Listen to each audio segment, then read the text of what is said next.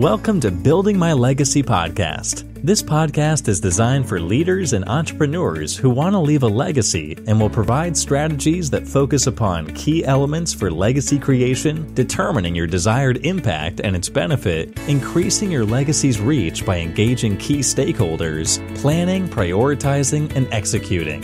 Here's your host, Dr. Lois Sonstegard.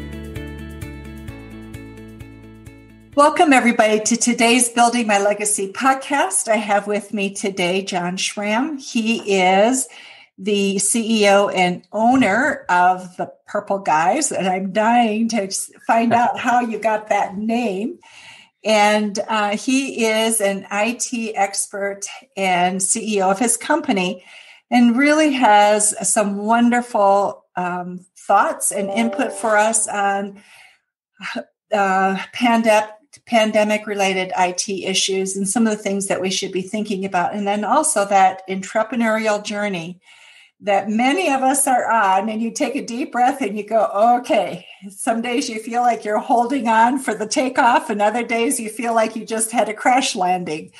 Yeah. So with that, Jon, I'll let you introduce yourself a little bit more fully and then talk about your Purple Guys. Awesome. Well, thanks. And hopefully my audio is okay right now. But just appreciate the opportunity to be here. Give you a brief background on me. I am an unintentional serial entrepreneur. This is my third startup from scratch. This current iteration I've been doing for 20 years, so it is the longest job I've ever held. And it's been a lot of fun. I've always been focused in the services industry. So B2B services sales, and have learned a lot along the way from both a branding and marketing perspective. And this last year has been, I guess, interesting is one way to put it, challenging. But, I started this particular business in October of 2001. And there's a story behind that. I don't know how far back we want to go, but with my last business, we actually made the decision to leave that company on September 10th. Oh, wow. Next day, 9/11. So, starting this business on the heels of that kind of craziness that was going on then, I just sort of roll with whatever is going on, So having started it with that, and then the 08, 09 recession, and then obviously what 2020 was, it's, I think you put it well, it is an entrepreneurial journey, and it often feels like a roller coaster. It really does. And I want to talk a little bit about that more, because I think right now people looked at that pandemic and they said, okay, we're going to come out of it. And I just got off the phone with somebody else who said, I think this is a steeper roller coaster that we're going into now for a period of time. And so it's that journey of how do you manage that? How do you survive it? Mm-hmm. It's more than survival, because we don't want to just survive, right? Yeah. And you have figured that out for your own company. So I'm really curious about how does one do that? And then what are some of the IT challenges as well? Because I think there's a fear relative to security right now. So I put a lot out there for you to respond to. So specific to how do you deal with, I guess, chaos?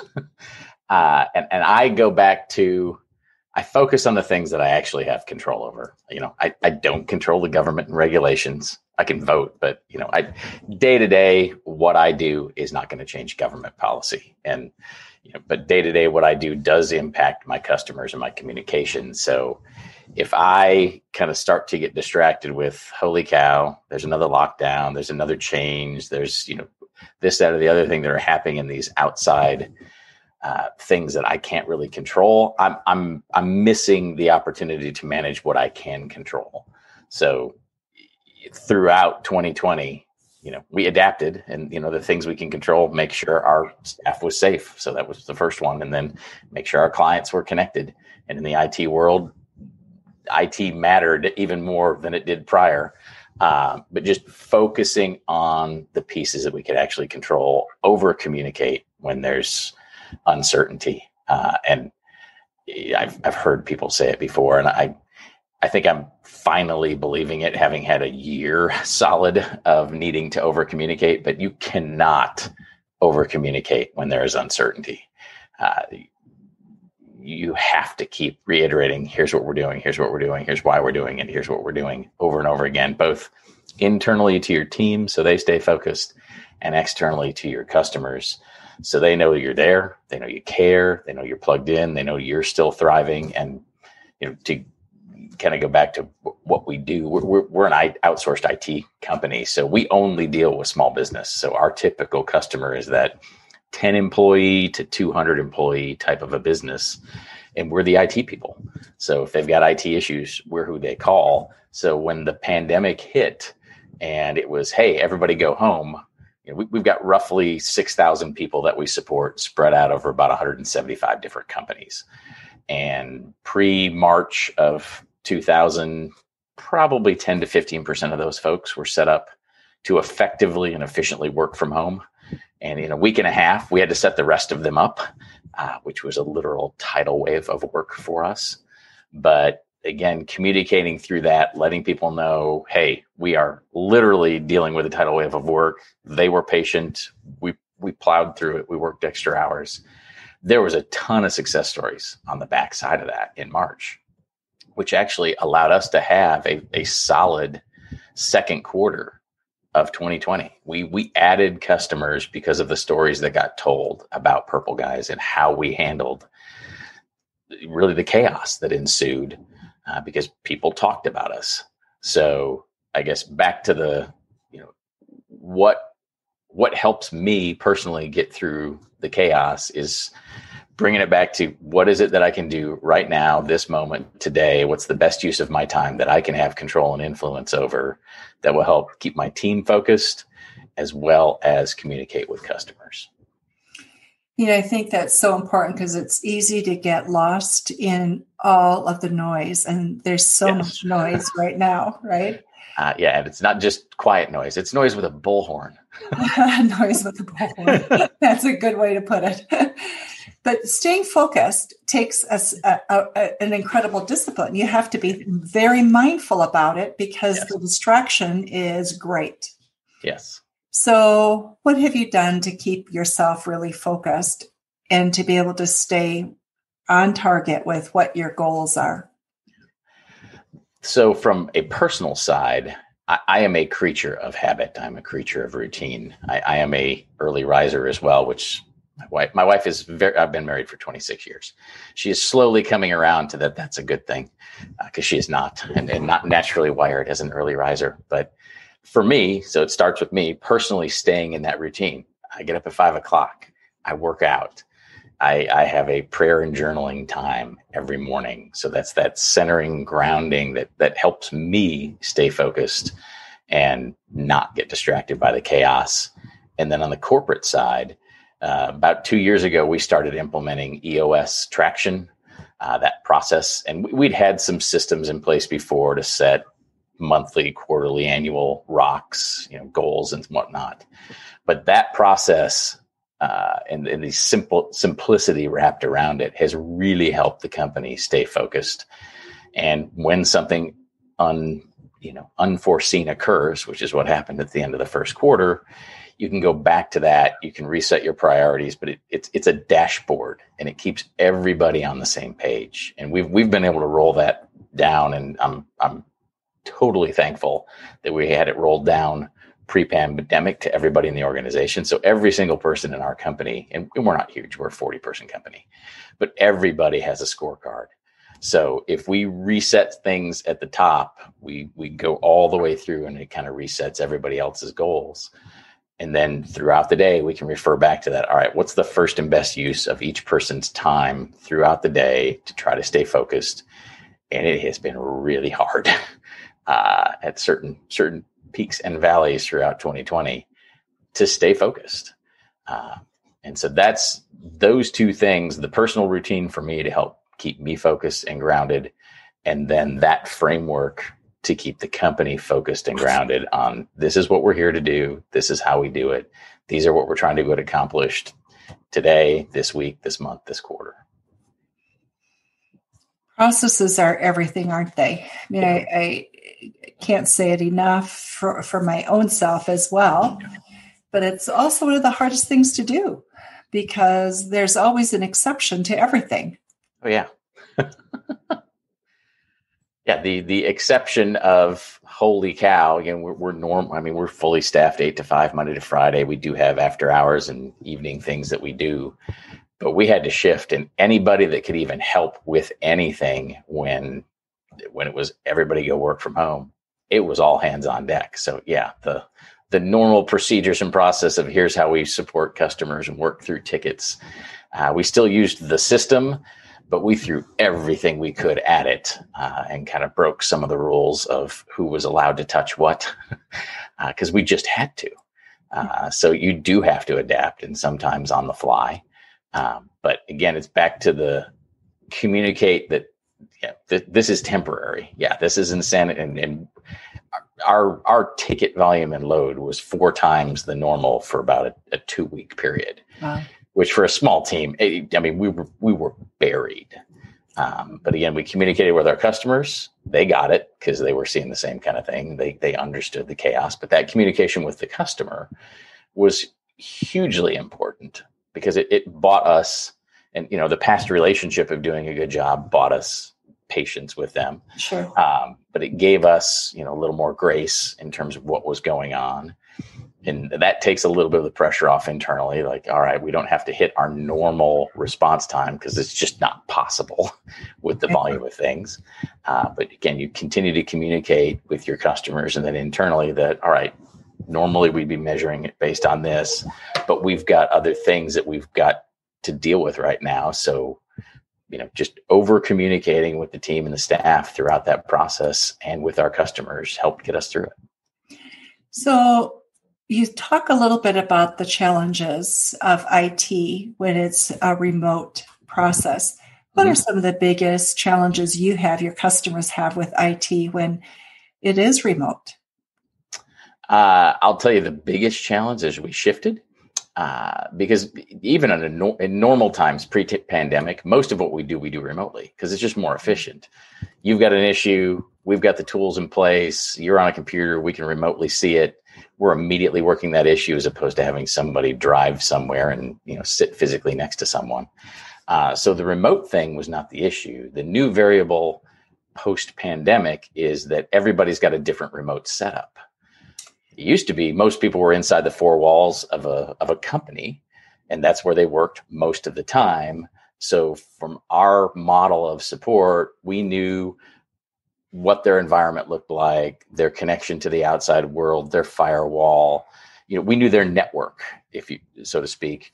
And now, if it was a 50-person company we were supporting, we've now got 50 networks that we support because they all went home.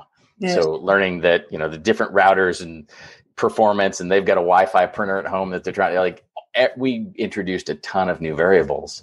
So we had to change our script, and we had to change our questions to what is it that you're trying to do? Are you trying just basically to remote back into what was the normal corporate world for you, or are you really trying to operate as an island? And that also brings up all of the security pieces to that, because there's a right and a wrong way to remotely connect into corporate data. And you can throw the doors wide open and kind of let everybody in.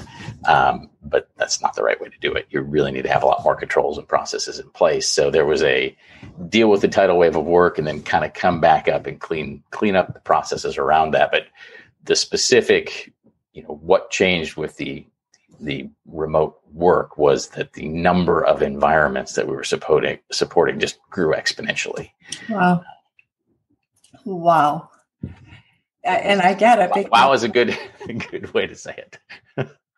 I get it because I see that around me, people, as I talk with people, but I don't have to solve the problem. I just hear it. So yes.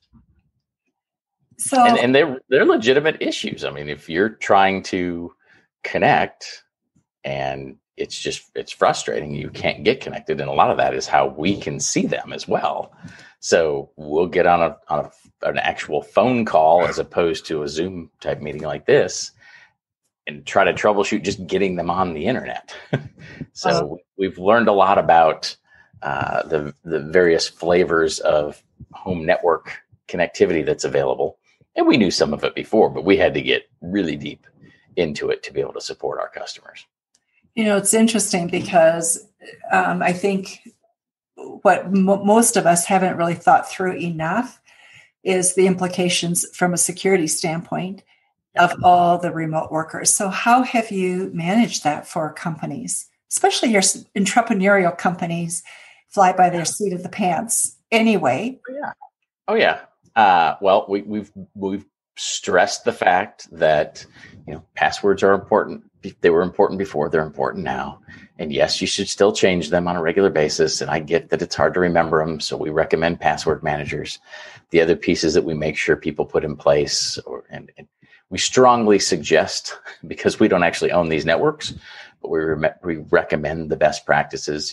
Anything that can have a two-factor authentication, and for people that don't know exactly what that means, it's just you've got a user ID and a password, and then another layer of security. And it's typically the iPhone or your cell phone that gets a code that you then type in, but it's that second factor of authentication that keeps things secure. Making sure that your connectivity, if you are connecting to resources that were back in your office, that you actually go through a firewall as opposed to directly going into either your desktop or the server, just so that it's a managed and secure connection.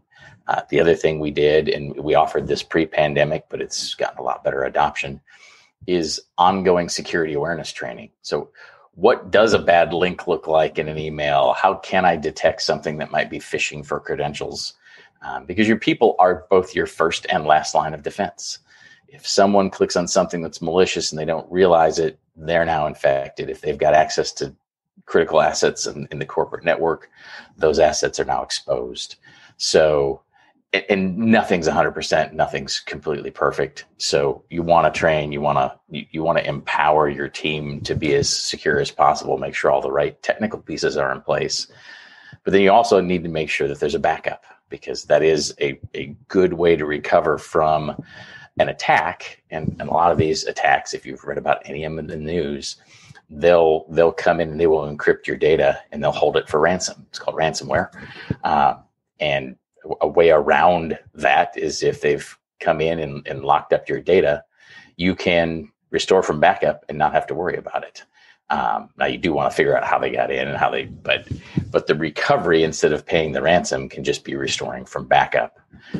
And you want to make sure you've got a good backup and it's tested. So we just sort of reiterated all of those best practices once people's hair was no longer on fire and they adjusted to working from home, but just kind of resetting and say, all right, let's regroup, because the number of bad actors, anytime there's anything. So it could be normal tax season and you're waiting on your tax refund. They will exploit that because, hey, the IRS gave me a link and I can automatically get it deposited early. By the way, the IRS is never going to give you a tax refund early, but you'll get a message that says it does.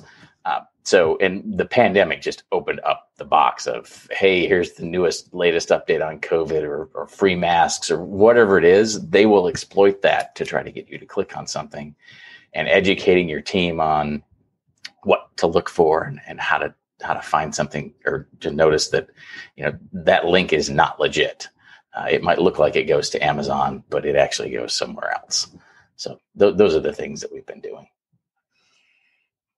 So during the pandemic, your staff also was working virtually, or were they in one place together? Yeah, we all went home kind of the same time everybody else did. Okay. And, early on, and we still are, and we're back then, we're an essential business because we're part of the infrastructure support. So we couldn't turn the service off. Sure. We didn't want to turn it off anyway, but we had to be available. And, we're based out of Kansas City, so we're used to ice storms. So we had that in place, and we would use it for a day or two, historically, but this was long-term. Right. So we shuffled some stuff around, because long-term is way different. And this is what we help some of our customers with as well, if you're just taking a laptop to work from home for a couple of days, no big deal. But if you're used to having 3 giant monitors sitting at your desk and that's how you're the most productive, eventually you got to try to recreate that at home. And that's what we've helped some of our customers with, whether it was acquiring new equipment for their folks at home or walking them through taking their stuff from their office, getting it home, and then trying to walk somebody through. This is the cord that plugs into this. But we had to do a lot of that just so that people were productive in their home office as much as they could be similar to what they had in their office. But yeah, we had to do that ourselves. So what's wonderful about that is you have the same lessons as everybody else. So what did you learn about team management as you moved into that process? The way you communicate is different now. And we do a lot of this screen to screen. We happen to use Microsoft Teams. That's also the primary platform we have across our customers. So we got a lot better at walking people through using those tools, and we use them internally. So that regular chat, regular check-in, you can't just walk by someone's desk or office and knock on the door and poke your head in. So what does that look like in the digital world when everybody is now remote, and setting up that cadence? So we still have regular staff meetings. We have stand-up huddles in the morning for different departments. We've got an all-staff meeting every Wednesday. But just, again, making sure that we are continually communicating and staying connected. Because, it's an issue. A lot of our staff are single. So they're at home. They got a lot of pets. But it can be lonely when you're just kind of hanging out by yourself. And depending on where you are in the country and what level of lockdown you're under, it can be very isolating. So being aware of that, reaching out, trying to make sure people stay connected and feel connected has been one of the things we focused on. Okay. So Jon, that's an extra piece of responsibility, a new hat that you put on your head. Yeah. The bobble doll, right? You become more and more of that as you add roles and responsibilities. Yeah. So your time demands were much more significant because there was much more to manage. And so for you to do that and still stay on top of things, what were some of the things that you needed to think through for yourself as the CEO of the company to be able to have sufficient communication and support the team in the way that they needed while also being able to stay on top of the work? The thing that made everything work, because and my team will tell you, I can't actually do any of the technical work at all. Like, I know what we can do. I don't know how to do most of it.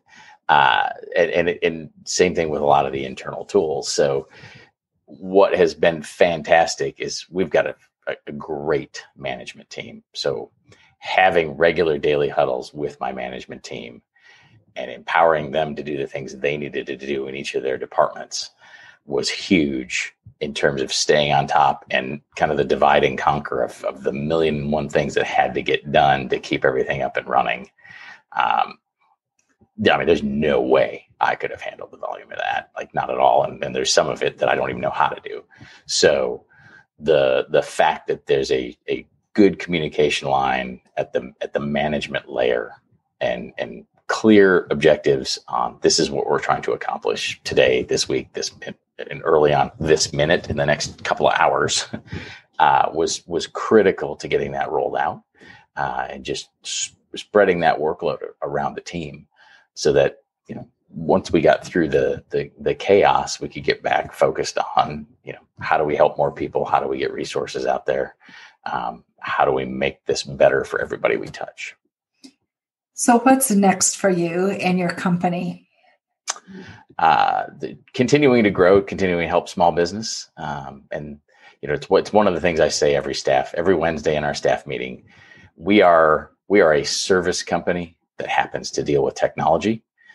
That's one of the things that's made us successful is we focus on the person sitting behind the keyboard as opposed to the keyboard, because it's actually pretty easy to make the technical stuff work. There are issues and things that go wrong, but interacting with the individuals using the technology removing the mystery that's there and making it easy to use the technology that they own, that's a lot harder than just making the technology work. So staying focused on that service side of things, continuing to grow and help more people, that's kind of what's next. We want to find more businesses that we can support.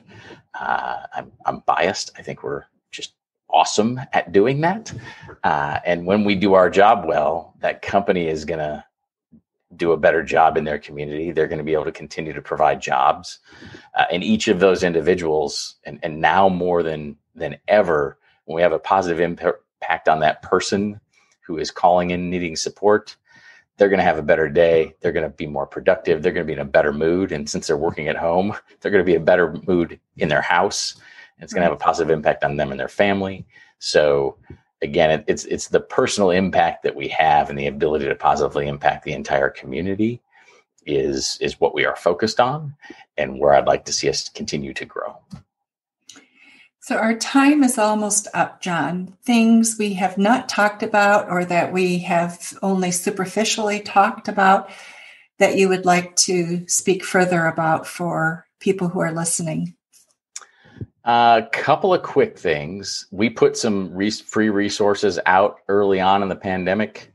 A lot of them still apply. So there's a link to them on our blog at purpleguys.com. We actually pinned the link to the top of our blog, so it's really easy to find. So if you just go to purpleguys.com, and I think it just says blog, click on the blog. Those resources are there. And most of them actually are still free, because a lot of the companies that were providing them are still providing them for free, and helping to support small business. And then also we wrote a book on how to select an IT service provider. Now, again, we wrote the book, so we do fit the criteria for picking one. But no matter what market you're in, and whether or not you're in a market that we support, it's a great resource, and it's available on Amazon. It's how to select an IT service provider. So very, very descriptive name of the book. And you can also get to it. I'm pretty sure there's a link on our website for that. Because ultimately technology is a huge requirement now in terms of staying connected, and small businesses need good quality resources. When something's not working, who do they call for help? They need a decent response time. They need somebody that's going to be responsible, and they're not going to fix one thing and break two other things while they're trying to fix it. So if there's anything we can do to help, again, our focus is to try to empower small business, because I firmly believe that is the engine that runs this country, and the entrepreneurial spirit to start and grow new things. That's where the jobs come from. So anything we can do to help, happy to be a resource. Super. So for our audience, we will have the link to your website in the show notes, so they can connect with you and get that information. And before we conclude, though, I want to know, where did you get the name Purple Guys? So the story of Purple Guys, I mentioned I was a serial entrepreneur. The company I had before this, we happened to have a purple logo. Had nothing to do with the business. It was just the logo was purple. My only good marketing idea I've ever had that was purely mine was, holding up a purple pen here. It's a purple pen that writes in purple ink. When I started this business, I knew I wanted a purple logo because I wanted to still have a purple pen. So the name of the company was not Purple Guys, but we had purple as our logo color. And 20 years ago, this business, you had to do all the stuff that we do on site. The remote support, it really didn't even exist. So we were regularly going on site inside the walls of our customers. And it was actually my wife's idea, because we had logoed apparel that we bought for everybody, but it was all different colors. And she's like, we need a team uniform. Just pick a color. And so, all right, it was pretty easy. I picked the corporate color. We started showing up wearing purple shirts, and our customers, independent of each other, started saying, hey, the Purple Guys are here. And I am slow, but I'm not that slow. We became the Purple Guys, and it has been a fantastic brand, because we have the, and this is back to the branding, and part of the reason that we grew is it's really easy to refer our business and have people remember it. So you want to be memorable, you want to be top of mind. And when people had frustrations, and there was a lot of frustration in the first quarter, second quarter of this year, you just want a chance to talk to them and see if you're a good fit. So that is the history of the Purple Guy's name. Our customers named us, and it's also part of why we keep growing. Is we're really easy to remember and refer. I love that story. I love it, and you're right. Yeah. It is memorable. So, Jon, thank you so much for being with us today on our Building My Legacy podcast. And for those of you who are listening, please visit our website at buildtomorrow.com and also our social media, same, buildtomorrow.com. Thanks so much. Thank you. Appreciate it being on.